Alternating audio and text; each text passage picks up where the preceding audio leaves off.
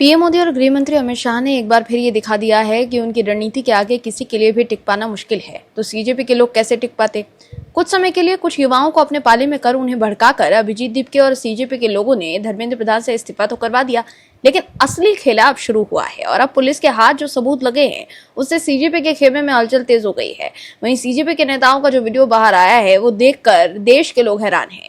CJP के लोगों ने जो किया है वो देख सोनम वांगचुक भी हैरान है। वहीं अब तो सुप्रीम कोर्ट ने भी सीजेपी को झटका दे दिया है। तो वहीं पुलिस ने कार्यवाही तेज कर दी है। दिल्ली में कॉकरोच जनता पार्टी के नेतृत्व में 20 जुलाई 2026 को संसद मार्च के दौरान हुई हिंसा और उसके बाद 20 से 25 जुलाई के बीच जंतर मंतर पर चले प्रदर्शन को लेकर दिल्ली पुलिस की जांच में बड़े खुलासे सामने आए हैं। दिल्ली पुलिस की जांच में सामने आया है कि सीजेपी के प्रदर्शन में हत्या, डकैती, दुष्कर्म और पॉक्सो समेत कई संबंधित मामलों में आरोपित शामिल थे। ऐसे में आप दर्शक समझ सकते हैं कि कैसे इस प्रोटेस्ट में कई गंभीर मामलों के आरोपित भी शामिल हुए थे। वहीं अब सुप्रीम कोर्ट ने भी माना है कि ऐसे लोगों के खिलाफ कार्यवाही होनी चाहिए जो लोग हिंसा में शामिल थे। सुप्रीम कोर्ट ने कहा कि लोकतंत्र में विरोध प्रदर्शन तो होते ही हैं, लेकिन कानून को अपने हाथ में लिया है या अत्याचार किया है उसे कानून के दायरे में लाया जाना चाहिए। हालांकि सीजेपी ने सुप्रीम कोर्ट की इस टिप्पणी पर नाराजगी जाहिर की है, लेकिन आप दर्शक अगर सुप्रीम कोर्ट के फैसले से खुश हैं तो येस और गुड SC जरूर लिखें ताकि सीजेपी को साफ संदेश जाए कि देश के लोग हिंसा करने वालों के खिलाफ कार्यवाही चाहते हैं। आगे बताएंगे आपको इस खबर में कैसे सुप्रीम कोर्ट ने सीजेपी की नींद उड़ा दी है और कैसे सोनम वांगचुक ने सीजेपी के नेताओं पर नाराजगी जाहिर की है। तो बने रहिए हमारे साथ अंत तक और देखिए हमारी ये खास रिपोर्ट। साथ ही आप दर्शकों से विनम्र निवेदन है कि अगर अब तक आपने चैनल को सब्सक्राइब नहीं किया है तो अभी कर लीजिए, साथ ही बेल आइकन को भी दबाना बिल्कुल ना भूलें। दर्शकों, सोनम वांगचुक ने केंद्रीय शिक्षा मंत्री पद से धर्मेंद्र प्रधान के इस्तीफे के बाद सीजेपी के सदस्यों को जश्न मनाने वाले वायरल वीडियो पर अपनी प्रतिक्रिया दी है। वांगचुक ने कहा कि किसी भी जीत के बाद विनम्रता बनाए रखना बहुत जरूरी होता है। सोनम वांगचुक ने समर्थकों से अपील की है कि वो अपनी सफलता का जश्न गरिमा, जिम्मेदारी और संयम के साथ मनाएं। सोनम वांगचुक ने कहा कि सफलता हासिल करना जरूरी है, लेकिन उसके बाद सम्मान और विनम्रता बनाए रखना भी उतनी ही जरूरी है। उनका ये बयान ऐसे समय में आया है जब सोशल मीडिया पर सीजेपी के नेताओं की जश्न मनाने वाले वीडियो को लेकर काफी बहस चल रही थी। इन वीडियो में पार्टी के कुछ खास सदस्य धर्मेंद्र प्रधान के इस्तीफे के बाद नाचते और खुशी मनाते दिखाई दिए थे। सोनम वांगचुक हाल ही के दिनों में दिल्ली के जंतर मंतर पर चल रहे सीजेपी के नेतृत्व वाले छात्र आंदोलन का एक प्रमुख चेहरा बनकर उभरे थे, लेकिन अब उन्होंने सीजेपी के नेताओं के डांस मनाने वाले वीडियो के सामने अपने नाराजगी जाहिर की। धर्मेंद्र प्रधान के इस्तीफे के बाद सीजेपी के जश्न मनाने वाले वीडियो सोशल मीडिया पर तेजी से वायरल हो गए। इन वीडियो के सामने आने के बाद पार्टी को कई तरह की आलोचनाओं का सामना करना पड़ा। आंदोलन के समर्थकों और विरोधियों दोनों ने जश्न मनाने के तरीके और समय पर सवाल खड़े किए। कई सोशल मीडिया यूजर्स ने कहा कि यह जश्न संवेदनशील नहीं था क्योंकि ये पूरा आंदोलन नीट यूजी पेपर लीक और उससे जुड़े छात्रों की परेशानियों के कारण शुरू हुआ था। वहीं सीजेपी के प्रवक्ता सौरभ दास ने पार्टी का पक्ष रखा। उन्होंने कहा, वायरल वीडियो में युवाओं का उत्साह और ऊर्जा दिखाई देती है। सौरभ दास ने सोशल मीडिया प्लेटफॉर्म X पर लिखा कि उनकी जनरेशन अलग तरह के सोचती है और अपनी बात रखती है। उन्होंने कहा, युवा सड़क पर बैठकर भी आंदोलन कर सकते हैं, नाचते हुए भी अपनी बात रख सकते हैं और कॉफी पीते हुए भी संगठन चला सकते हैं। वहीं राज्यसभा सांसद स्वाति मालीवाल ने मंगलवार को आम आदमी पार्टी के राष्ट्रीय संयोजक अरविंद केजरीवाल पर पंजाब में पेपर लीक मामलों को लेकर हमला बोला है। उन्होंने दावा किया कि पिछले 5 सालों में पंजाब में 6 बड़े पेपर लीक हुए, लेकिन केजरीवाल इस मुद्दे पर चुप है। दरअसल संसद परिसर में पत्रकारों से बातचीत करते हुए मालीवाल ने आरोप लगाया कि पिछले 5 सालों में पंजाब में 6 बड़े पेपर लीक हुए। उन्होंने कहा, कई परीक्षाओं में नकल के भी आरोप लगे हैं। मालीवाल के मुताबिक 19 जुलाई को हुई फार्मेसी परीक्षा में भी बड़े पैमाने पर नकल की गई। हालांकि आम आदमी पार्टी ने पंजाब में पेपर लीक के आरोपों से इनकार किया है। मालीवाल ने सीजेपी से आम आदमी पार्टी की बी टीम बताते हुए आरोप लगाया कि इस पार्टी का गठन केजरीवाल के सहयोगियों ने उनके पैसे से किया है। उन्होंने कहा कि सीजेपी आम आदमी पार्टी की बी टीम है, इसे केजरीवाल के सहयोगियों ने बनाया है और इसके लिए उन्हीं का पैसा लगा है। सोशल मीडिया पर आम आदमी पार्टी ने सीजेपी के लिए बड़े स्तर पर पेड PR अभियान चलाया, लेकिन जब जवाबदेही की बात आई तो न सीजेपी बोलती है और न ही अरविंद केजरीवाल।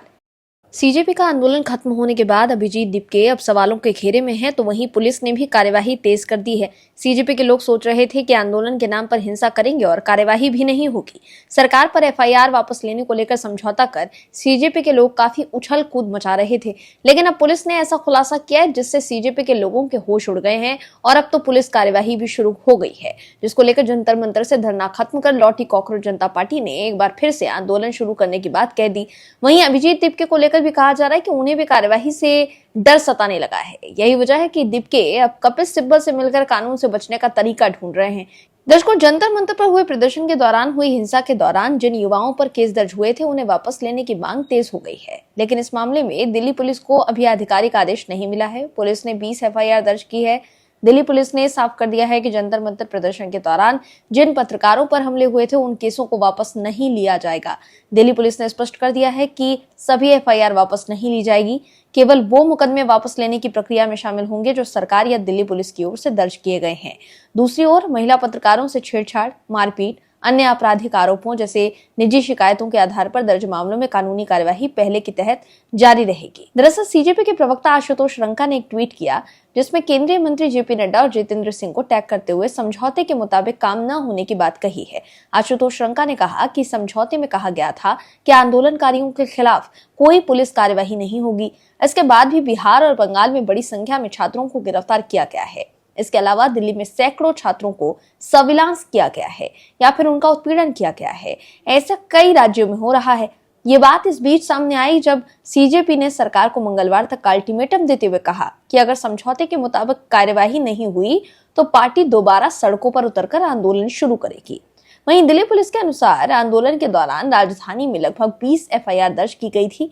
इनमें अधिकांश मामले प्रदर्शन, हिंसा और कानून व्यवस्था से जुड़े हैं, जबकि करीब 5 मामले निजी शिकायतों के आधार पर दर्ज हुए हैं। इन निजी मामलों में महिला पत्रकारों के साथ छेड़छाड़ और मारपीट जैसे आरोप शामिल हैं। दिल्ली पुलिस का कहना है कि ऐसे मामलों में सरकार या पुलिस अपने स्तर पर मुकदमा वापस नहीं ले सकती क्योंकि शिकायतकर्ता निजी व्यक्ति है। इन मामलों में आरोपितों की पहचान, गिरफ्तारी और आगे की कानूनी कार्यवाही प्रक्रिया जारी रहेगी। वहीं दिल्ली में सीजेपी के नेतृत्व में 20 जुलाई 2026 को संसद मार्च के दौरान हुई हिंसा और उसके बाद 20 से 25 जुलाई के बीच जंतर मंतर पर चले प्रदर्शन को लेकर दिल्ली पुलिस की जांच में बड़े खुलासे सामने आए हैं।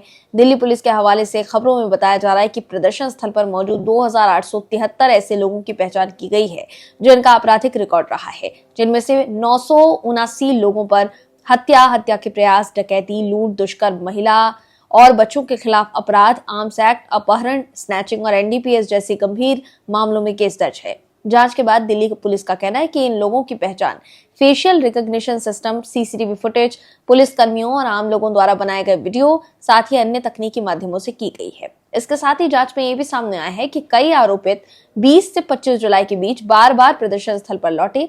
वहीं जो लोग प्रदर्शन के दौरान पीएम मोदी को लेकर अपशब्दों का इस्तेमाल कर रहे थे, उन्हें गाली दे रहे थे, उनके खिलाफ भी कार्यवाही तेज हो गई है।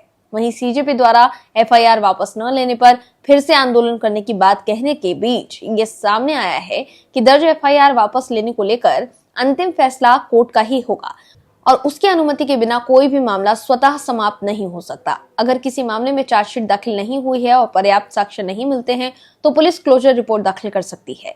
वहीं गंभीर मामलों में हाईकोर्ट बीएनएसएस की धारा 528 के तहत एफआईआर निरस्त करने पर विचार कर सकता है।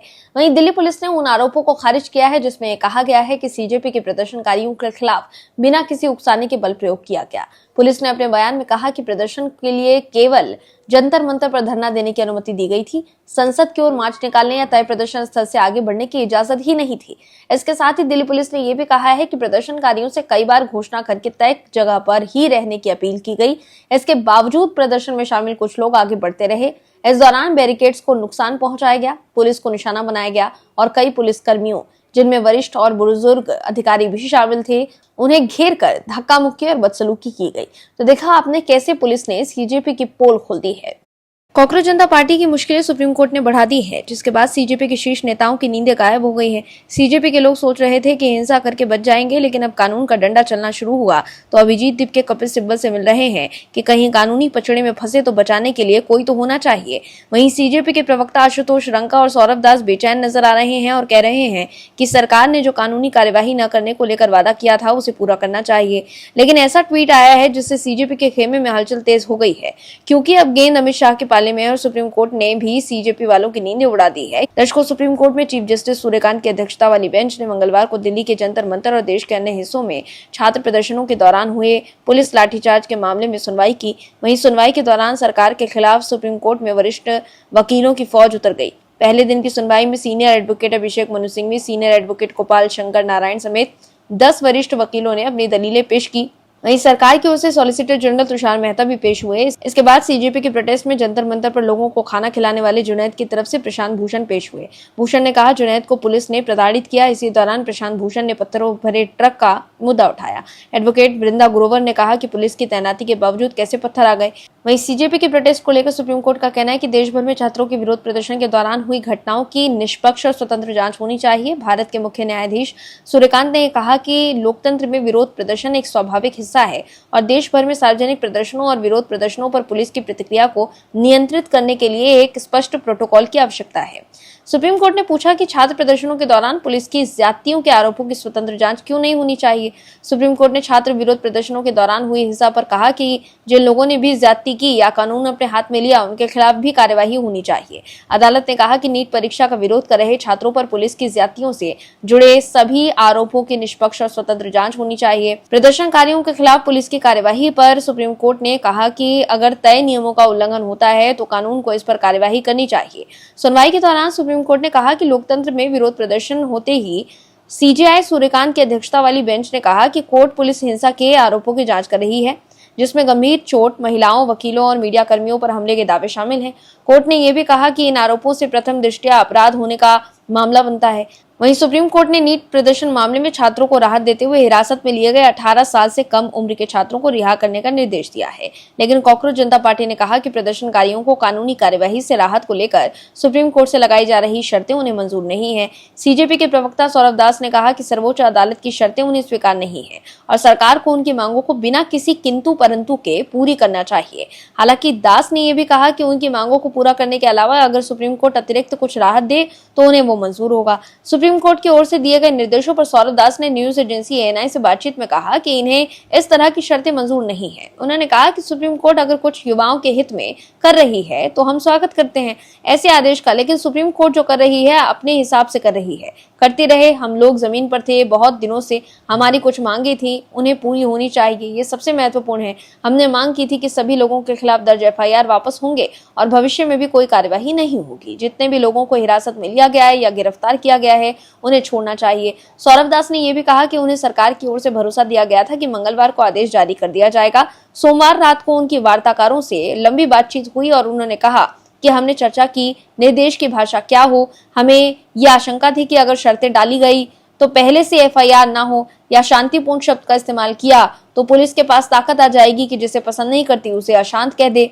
इसलिए हमने कहा था कि जितने भी लोग हैं इसमें से जुड़े थे उनमें से किसी के भी खिलाफ कार्यवाही ना हो। हम लोग इंतजार कर रहे हैं। तो देखा आपने कि कैसे सुप्रीम कोर्ट के फैसले से सीजेपी नाराज हो गई है। सीजेपी चाहती है कि जो लोग हिंसा में शामिल थे उनके खिलाफ भी पुलिस कार्यवाही न हो, लेकिन ऐसा मुश्किल है। Bureau report, OMH news. आप दर्शकों से विनम्र निवेदन है कि चैनल को सब्सक्राइब जरूर करें